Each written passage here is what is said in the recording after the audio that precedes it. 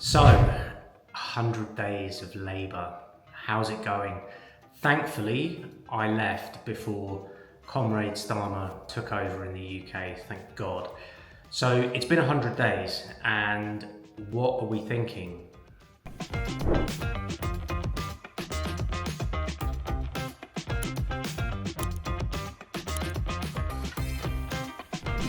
So I saw the news today, a Telegraph article, which is Starmer's first 100 days, a reader's verdict.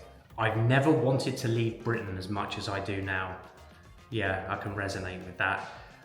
So it says here, the Telegraph reader weighs in on whether Keir Starmer is doing a good job as Prime Minister. Spoiler alert, no. Whether he's doing a good job in his first 100 days.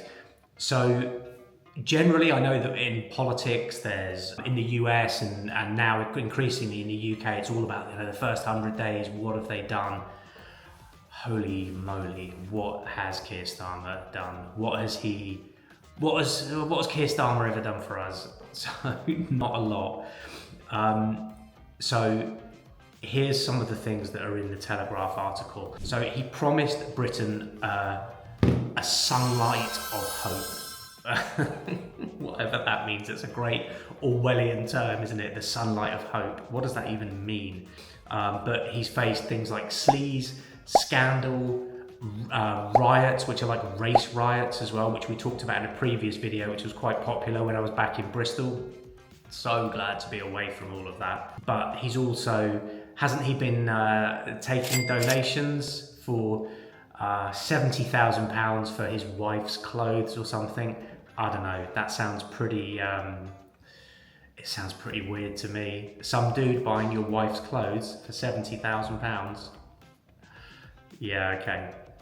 So he's been dogged by media scrutiny for that, along with other things, and he just seems like a deer in the headlights. And I know most of my audience is from the UK, so I can imagine you guys are watching this. Even if you're like a staunch Labour supporter, I can't imagine you're happy with him at all, or the way Britain's going. And I did mention on a previous video, whilst I am kind of picking on Keir Starmer a bit, and Labour, I'm no fan of any politician. I don't think any of them have your best interests or my best interests at heart. They sold us out a long time ago. And we know that the £22 billion tax repaid, or it can never be filled, but the national debt and things like that can never be repaid. It's just getting worse and worse and worse. And your taxes are going on nothing more than the interest on these payments to big banks that are that run the Bank of England, the Federal Reserve, these kinds of things. So there's no way out. I think the vast majority of your taxes, not so much my taxes now because I'm out here in Dubai, but your taxes are going on just the interest on those loan repayments. So we as a population are used as kind of collateral on that debt, because your future taxable income is what is used as collateral. A bit like when you take a secured loan, you maybe secure your property against it, or you secure a car, so that if you don't pay, they take ownership of you. Think about that. So anyway, back to this Telegraph article. This particular reader that's written this letter into the Telegraph, he called the Prime Minister, and I quote, a freeloader with a sense of entitlement. So he called Starmer a freeloader with a sense of entitlement. Nice. And the chances of Starmer dealing with the soft corruption in UK public life is zero, which I kind of agree with. And his promises are meaningless. Yeah, that sounds about right. I mean, I don't like the guy, but I think that's probably the case with most politicians. I think they're all just kind of full of shit. So yeah, it's not a good 100 days for Starmer, is it?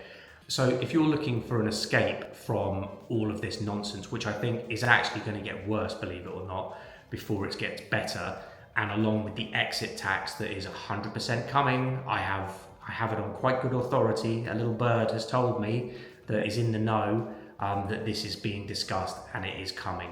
So there's a couple of things that you need to be doing to get out of the UK.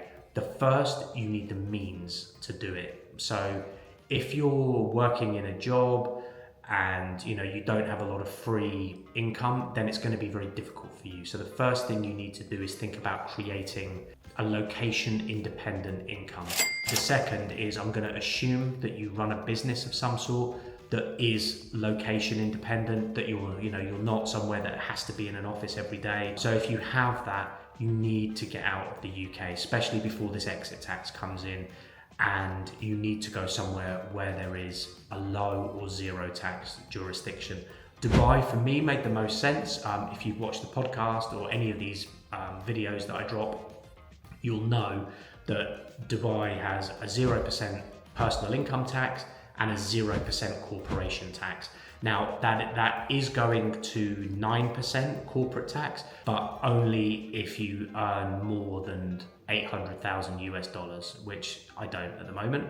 Some do, but then 9%. If you look and you Google and ChatGPT, all of these things, you can see that out of all the jurisdictions out there, Dubai is easily the most attractive. You can book a call now with GenZone. You can book a call with Kevin or Cheyenne below. It's completely free. It's about 45 minutes. You need to be running a business though, and you need to be able to set up a business in Dubai. If you're an employee, it's not going to work for you, although you can set up a business and you can contract out here in the UAE, but it's not a solution that's going to be like $1,000 or $500 or something. It's a little bit more expensive than that. Nothing crazy, but you're going to need like a business to do it. So you can book a call with them. It's free. They'll talk you through how to do it, and they have a number of different tiers, I think, as well. So you can get like a platinum service with them, which includes all kinds of luxuries if you would like that. So they'll talk you through that process. But coming somewhere like Dubai, maybe it's Switzerland, maybe it's Singapore, maybe it's somewhere in South America like Panama or whatever.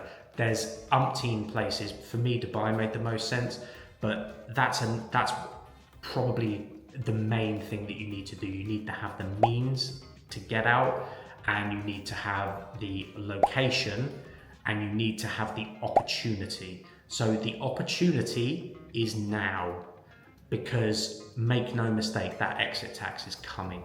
And whether it's announced on the 30th, I think it will be announced on the 30th, but I don't think it will come into effect on the 30th. But I might be wrong. It depends how draconian they want to be, or how big their kind of balls are, whether they do it, because 9,500 millionaires are leaving the UK, the most in the world. They know what's coming.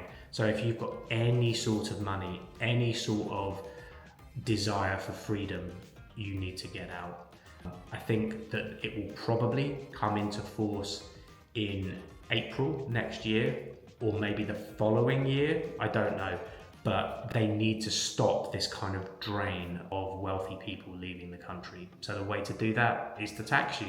Is to tax you as though you had sold your assets. So if you own a business and you own shares in that business and you're doing £1 million of turnover, then depending on the multiple, and this is key, the government will decide what your business is worth. So if you're doing £1 million, they might say your business is worth £5 million because of the multiples. They might even say it's worth £10 million. In which case they're going to tax you capital gains on that, which is going to be, whatever it is. Maybe you'll end up having a bill of £2.5 million. Who's going to lay their hands on £2.5 million? I mean, lovely if you've got that sort of money, great, but I'm going to guess that you haven't got that sort of money, and then you're stuck. You're stuck in the UK. Oh, lovely. Thank you. And you have Keir Starmer there, like Mr. Burns from The Simpsons. And then it's in forever and you'll never get out. It will be so difficult to leave. Canada has this, Australia has this. I've told you this before. There's a guy I know that's a Canadian here. He had to pay $500,000 to leave. Absolute insanity. Anyway, let's not turn this into a huge rant. I just wanted to give you some further information on what you need to do. But anyway, thank you for watching. I love making these videos. It's great chatting to you in the comments, and I love hearing what you've got to say. So thank you so much for watching. It means the world to me. I never thought I would even have 10 people watching, let alone a couple of thousand. So that's great. Let me know below what you would like to see next, if you have any questions, and until the next time, I will see you in the next one. And remember, it's not about how much money you make, but rather how much of it you can keep. Until the next one.